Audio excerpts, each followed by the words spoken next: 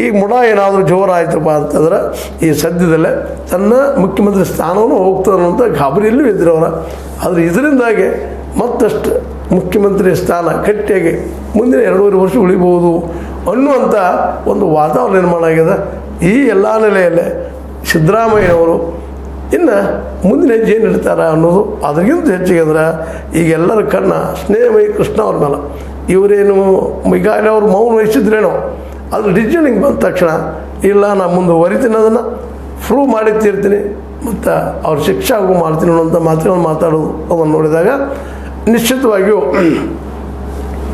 ಈ ಕೇಸ್ ಇದ್ದಿದ್ದು ಮತ್ತು ಕೋರ್ಟ್ ಮೆಟ್ಲಾಗೆ ಇರ್ತದೆ ಮತ್ತು ಹೊಸ ರೂಪ ಪಡೀತದೆ ಅನ್ನುವಂಥದ್ದು ಎಲ್ಲರೂ ಮಾತಾಡುವಂಥ ವಿಷಯ ಆಗಿದೆ. ಅದರ ವಿರೋಧಿಗಳು ನೋಡು ಇಲ್ಲೇನಾಗ್ತದೆ, ಯಾಕಂತಂದ್ರೆ ಎರಡೂ ಕಡೆ ಅಷ್ಟ ಏನಪ್ಪ ಅಂದರೆ ಇದನ್ನು ದೊಡ್ಡದು ಮಾಡಬೇಕಂತದ ಇತ್ತು. ಒಂದು ಕಡೆ ಈವನ್ ಕಾಂಗ್ರೆಸ್ನಲ್ಲಿಯೂ ಸಹಿತ ಒಂದಿಷ್ಟು ಬಲಗಳು ಆದರೆ ಸಿದ್ದರಾಮಯ್ಯರ ಸಿಗಲಿ ಅವರು ಕುರ್ಚಿಯಿಂದ ಇಳಿಯುವಂಥ ಆಗಲಿ ಅನ್ನುವಂಥ ಒಂದು ಏನಪ್ಪ ಅಂತಂದ್ರೆ ಬೈಕೇಲಿದ್ದಾರೆ.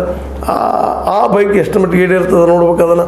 ಯಾಕಂದರೆ ಈಗ ಹೇಳಿದ್ರಂದ್ರೆ ಅವರ ಜಾಗದಲ್ಲೇ ಆಲ್ರೆಡಿ ನಮ್ಮ ಸೀಟನ್ನು ಕೊಡೋದಕ್ಕೆ ಡಿ ಕೆ ಶಿ ಅವರು, ಸತೀಶ್ ಅವರು, ಎಲ್ಲ ಪರಮೇಶ್ವರ್ ಅವರು ಕಾಂಪಿಟೇಷನ್ ಮಾಡ್ತಾ ಇದ್ದಾರೆ. ದಲಿತರಿಗೆ ಈ ಸಲ ಕೊಡಬೇಕಪ್ಪ ಮುಖ್ಯಮಂತ್ರಿ ಸ್ಥಾನ ಅಂತೇಳಿ. ಒಟ್ಟಿನಲ್ಲೇ ತುರ್ತು ಮಾತ್ರ ಸಿದ್ದರಾಮಯ್ಯರು ಈ ಒಂದು ಎದುರಾಳಿಗಳನ್ನು ಬದಿಗೆ ಸರಿಸಿದ್ದಾರೆ. ಇನ್ನು ಏನು ಆಗ್ಬೋದು ಅನ್ನೋದು ಇನ್ನು ಯಾವ ರೀತಿಯಾಗಿ ಸ್ನೇಹಮಯಿ ಕೃಷ್ಣ ಅವ್ರು ವಾದ ಮಾಡ್ತಾರೆ, ಡಾಕ್ಯುಮೆಂಟ್ಸನ್ನು ಇಟ್ಕೊಂಡು ಬಡ್ದಾಡ್ತಾರೆ, ಅದು ನನ್ನ ಮುಂದಿನೆಲ್ಲ. ಯಾಕಂದರೆ ಎಲ್ಲ ಸಮಸ್ಯೆಗೆ ಸಿದ್ದರಾಮಯ್ಯ ಸಮಸ್ಯೆ ಅಂತ ಈ ಮೂಲ ಕಾರಣ ಸ್ನೇಹಮಯಿ ಕೃಷ್ಣ ಅವರ ಒಂದು ಅರ್ಜಿ ಕೋರ್ಟ್ಗೆ ಹೋದಂಥದ್ದು. ಇನ್ನು CBIಗೆ ಹೋಗ್ಬೋದಾಯಿತು, ಯಾಕಂದ್ರೆ ಲೋಕಾಯುಕ್ತದಂತೆ ಈಗಾಗಲೇ ವರದಿ ಕೊಟ್ಟು ಮುಗಿಸಾಗಿಬಿಟ್ಟಿದೆ.